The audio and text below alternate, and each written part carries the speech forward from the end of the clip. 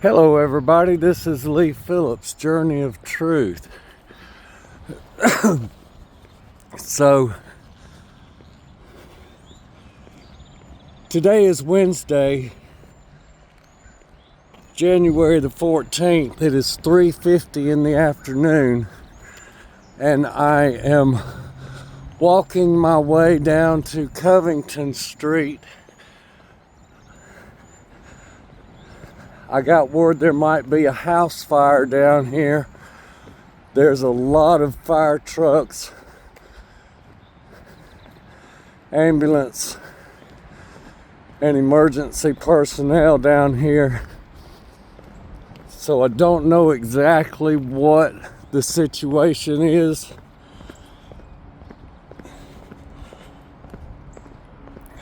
But we're going to come down here and check it out.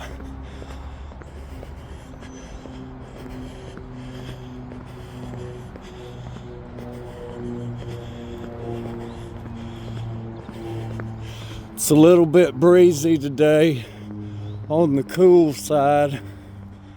We've had some very cold nights, so it could be that one of these older homes had a strain on the electrical system or something. We don't know.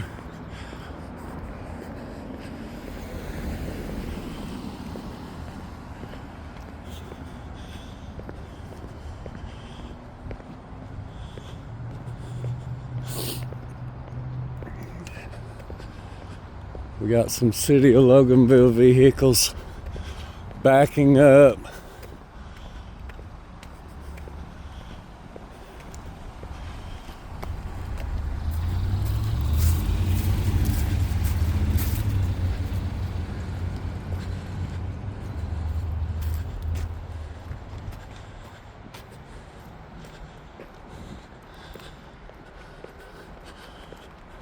So we've got an ambulance leaving the scene.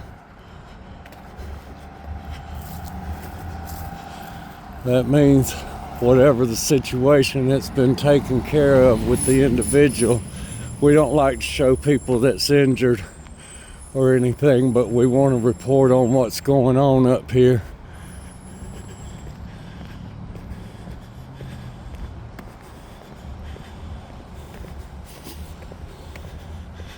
I'm not smelling anything at the moment.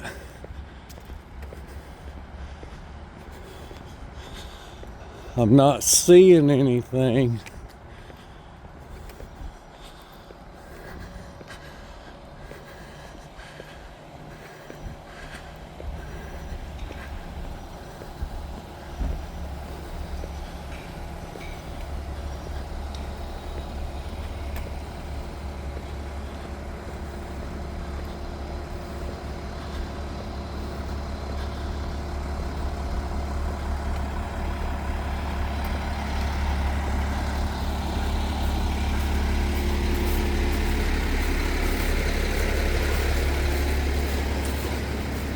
Afternoon, fellas. Hey, buddy, how you doing? Pretty good. House fire? Somebody got bit by a shark. Medical emergency. Fire. But that chief's over there. Everybody's okay? Yeah, chief will talk to you over there. Okay. We can't. I understand. They can. Okay, thank you. I'll tell you about the shark, though. It's a big shark.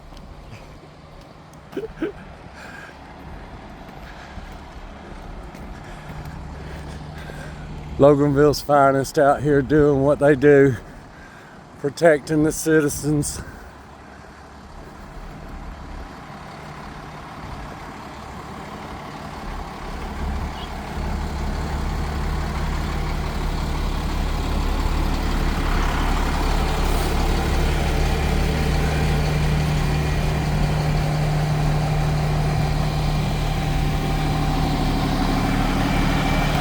We're going to walk past the units right here.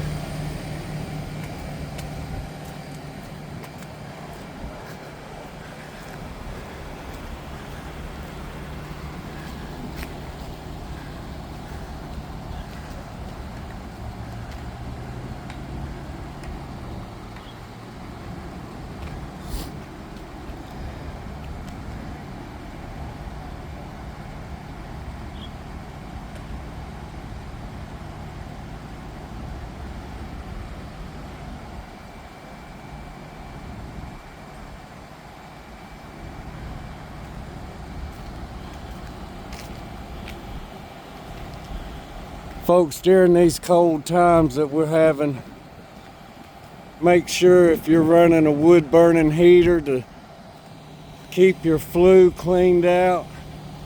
You can get creosote buildups in your flue that can cause a flash fire.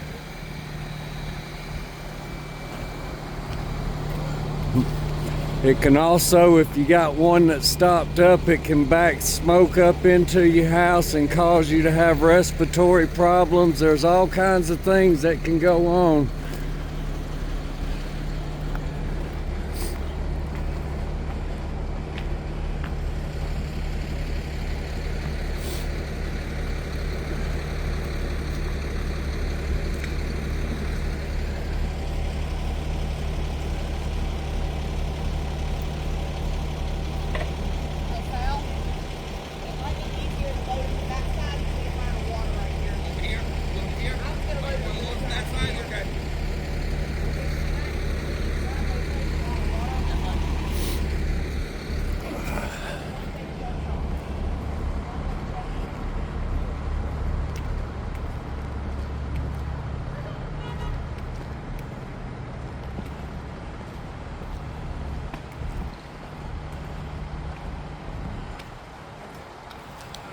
So we want to give a shout out to our Engine 18 crew right there, our Engine 15 crew that's in this next unit right here.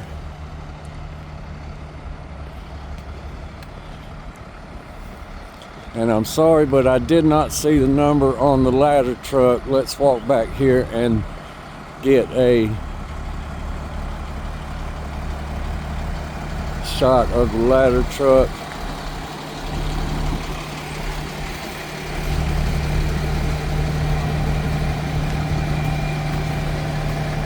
Truck 16. How's it going?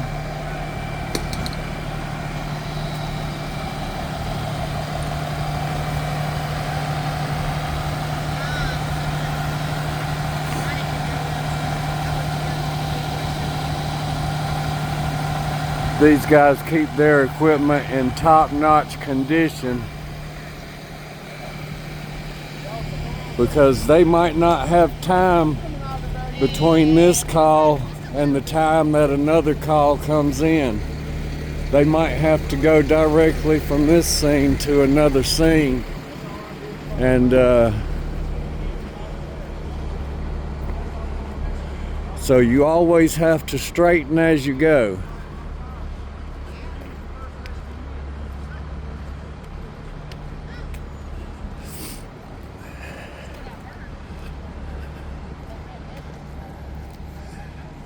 Got one of our city council members right here. She's also our local locksmith, so if y'all get in trouble and lock your keys in your car, call Melanie Long, council member. She's lock, stock, and barrel locksmith. Just come and make sure everybody's okay.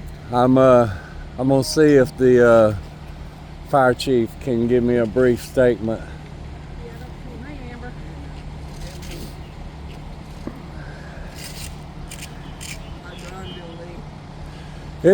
I went back to rehab today. I missed last week because my pharmacy messed up my small nerve cell disorder medication and I was bedridden, couldn't get on my feet. My feet hurt so bad. And so I missed my rehab last week, but I made it back today. My shoulder's feeling it from the workout today, but you know, God gave me breath this morning, so I'm going to say thank you, Lord, for this day. I'm not going to complain. The bald-headed one there? No, you just said that on film. No, not that. Yeah, you'll have to edit that out. Oh, you can't say bald-headed? I guess you can, but... No hair? No hair man? Would that be the same? Publicly challenged. Yeah, oh. I don't know. Yeah, folks, that wasn't meant in a derogatory way to demean anybody, because I know a lot of men that wear their hair shaved down because it would, Makes it easier to wash your hair.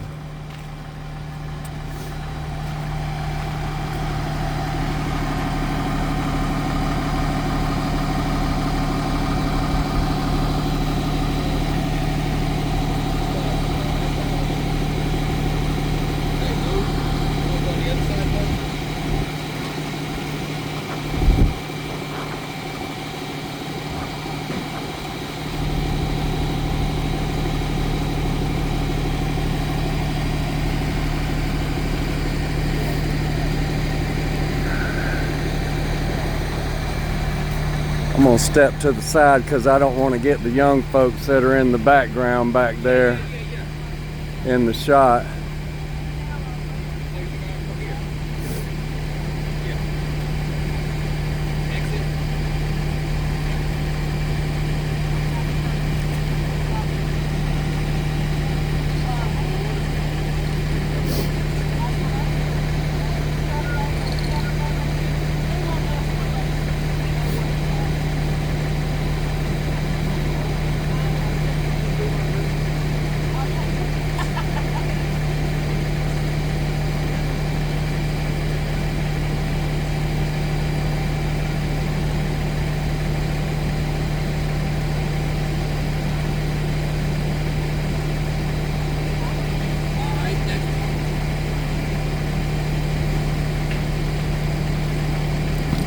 How you doing, sir?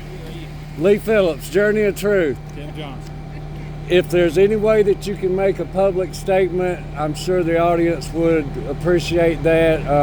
Not looking for any details on private information. We just want to know if everybody's okay and what the cause of the disturbance was. Okay. So we were called to this residence for a house fire. We got on the scene and we found light smoke showing from the roof line. And upon investigation, we found that an electrical outlet had overheated and melted some wires together. Everyone had gotten out safe, so there was no injuries to the occupants or any fire personnel. And they were able to extinguish it with minimum effort. And now we're in the cleanup process. I just made a comment on my way down here that I didn't know what it was, but that it was possible that folks who live in older homes in Loganville with older wiring, it could be an circuit overload situation. So I reminded folks, if you're out there and you have electric heaters, make sure that your outlets, you can take and put your hand down at them and check to see if they're putting off heat. If you feel heat coming from your cord or your outlet, you need to shut it off and get an electrician in there to make sure that your system is safe. These are just simple things we can do to check out our situation and make sure that we're safe during these cold weather times.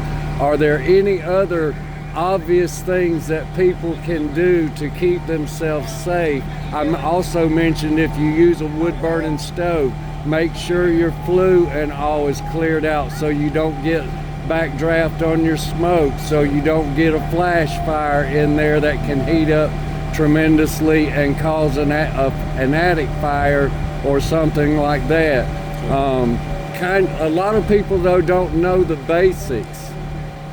Be careful when you're using extension cords and power strips. Make sure you don't plug too many items in them at one time and overload them, cause them to heat up, things of that nature. Be careful when you use the space heaters. Don't have them in an area that's close to combustible items. Don't have them near curtains that the wind could blow and cause the curtain to get too close to it and catch on fire, that kind of thing. You mentioned the wood burning stoves, same for fireplaces. Clean your chimneys regularly and make sure that all of that is cleaned out before you start burning for the season. All of those are good fire safe practices. And if you don't know and you have questions, people can always call their local fire station and ask them, can you help me? Is there a way that they can get y'all to come out and check out do an equipment check on their stuff? On some things we can come out if they live in the city. The city fire department can. I'm sure if they contact the county fire department if they live outside the city, that they would be willing to as well. But our business is fire safety. We're not manufacturers or appliance technicians or things like that. So we are limited on some of the things that we can do. However, we most definitely can discuss with people safe practices and things that they could watch out for. The biggest part of fire safety then would be to be said that it relies on personal responsibility. Yes. To make sure that you're aware of your surroundings and how that has a direct effect on your life and all. Yes. Sir, I'm going to let you get back to work. I'm not going to delay you any longer. Thank you for taking time in front of the camera, and we always give our support to the Loganville Fire Department. Y'all have a job out there that few don't understand what y'all have to deal with. This is on the very mild side where everybody turns out okay, but a lot of times y'all go on scenes that things aren't okay, and it takes a toll. I've seen things I never want to repeat seeing out on the roads, and it's traumatic, and people don't understand. Y'all's short time down does not give y'all adequate time sometimes for your psychology of the mind to recuperate, and y'all have to work really hard and stay constantly involved with other support agencies that back y'all up when y'all need somebody to talk to, just like anybody else on the street. And so we give y'all all the support that we can and encouragement on doing a good job, because y'all do an excellent job out here on our streets taking care of our citizens. It is astounding with the growth that Loganville has that y'all are able to keep up at the pace that y'all are able to keep up at, and I want to commend y'all for that. Y'all do an excellent job. Thank you. Y'all have a blessed day.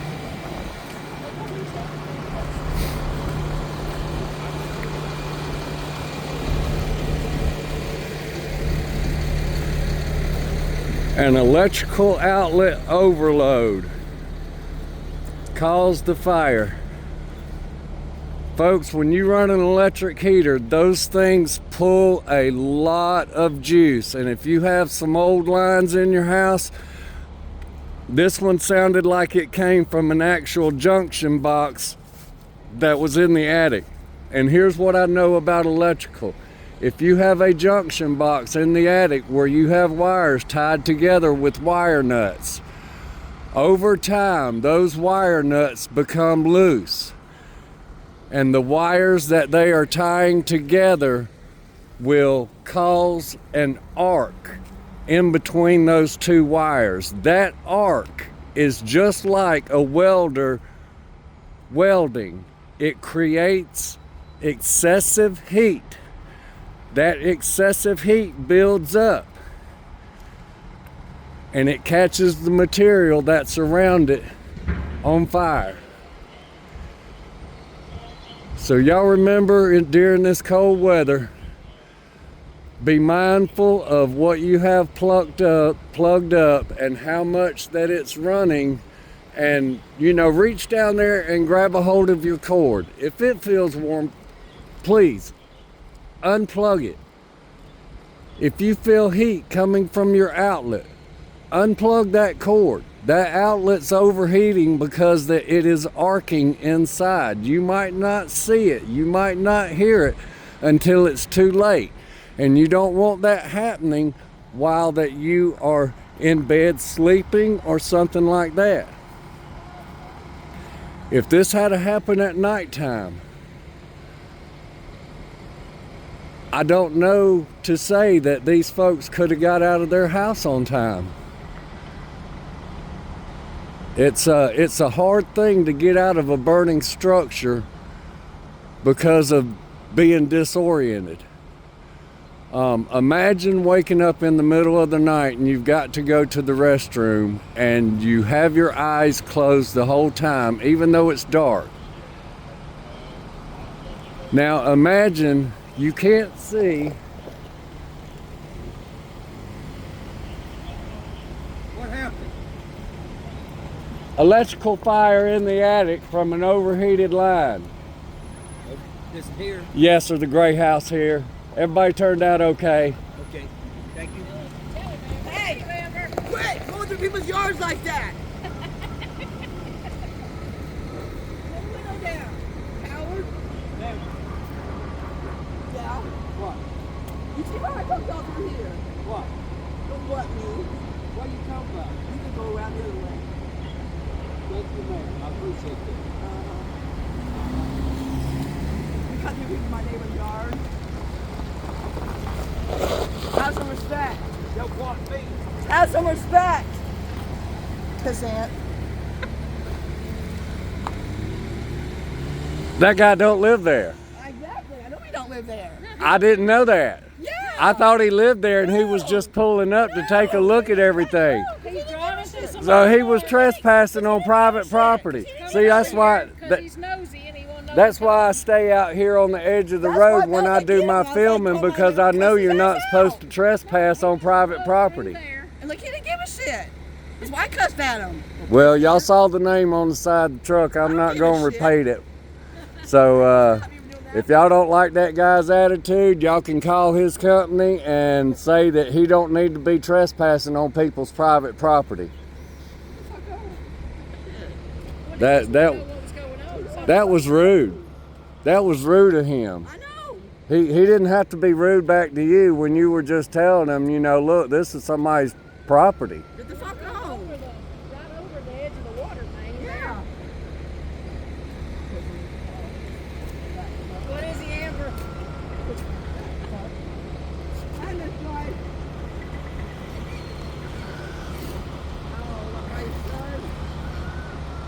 Well, folks, we're going to leave it there. And remember this, if y'all see emergency personnel blocking the road, don't go around the emergency personnel like that guy did. I honestly thought that he lived here, because I just, it's not in me to think that people just willingly drive through other people's yards. That's that just really got me right then. I'm speechless. But you know, and then he wants to act like that nobody should say anything to him.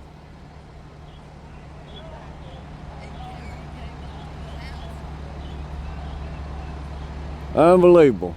All right, folks, y'all remember, be safe out there. Be good to one another. Do something kind for someone. And y'all have a blessed day.